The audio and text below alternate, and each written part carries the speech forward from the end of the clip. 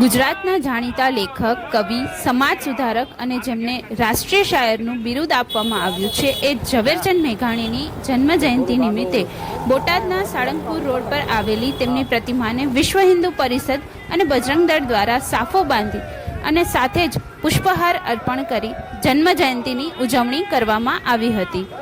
આ કાર્યક્રમમાં વિશ્વ હિન્દુ પરિષદના વિભાગ સહમંત્રી મહેશભાઈ કણઝારિયા, અધ્યક્ષ મોન્ટુભાઈ માળી, જિલ્લા મંત્રી કલ્પેશભાઈ પરમાર, પ્રખંડ મંત્રી ભરતભાઈ પરમાર, બજરંગ દળના સંયોજક કુલદીપભાઈ તુવર, કલ્પેશભાઈ વાવડી અને વીર મેહુરજી સાફા ગ્રુપ સહિત વિશ્વ હિન્દુ પરિષદ બજરંગ દળના મોટી સંખ્યામાં કાર્યકર્તાઓ ઉપસ્થિત રહ્યા હતા।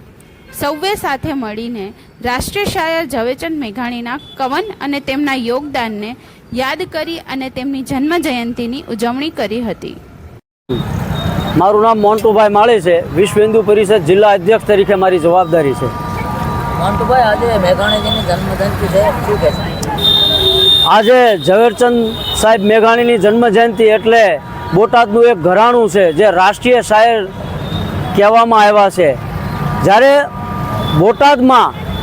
બોટાદને બહુ ઝવેરચંદ સાહેબે આપ્યું છે કે જેની કોઈ સીમા નથી। બોટાદનું નકશામાં જ્યારે એવું કહેવાતું કે ખબર નહોતી બોટાદ ક્યાં છે, પણ જ્યારે ઝવેરચંદ સાહેબ મેઘાણીએ એની રચના મૂકી અને ગામો ગામથી દેશ વિદેશથી જ્યારે આ ઝવેરચંદ મેઘાણીની રચના સાંભળી ત્યારે જાણવામાં આવ્યું કે ઓહો, નાનું એવું બોટાદ પણ એક શાયર છે અને એમને જે બોટાદ માટે કર્યું છે, આપણે તો નાનું એવું થોડું ઘણું કરવી ને તો આપણને એમ થાય કે ઓહો કાંઈક કર્યું છે, પણ આવા રાષ્ટ્રીય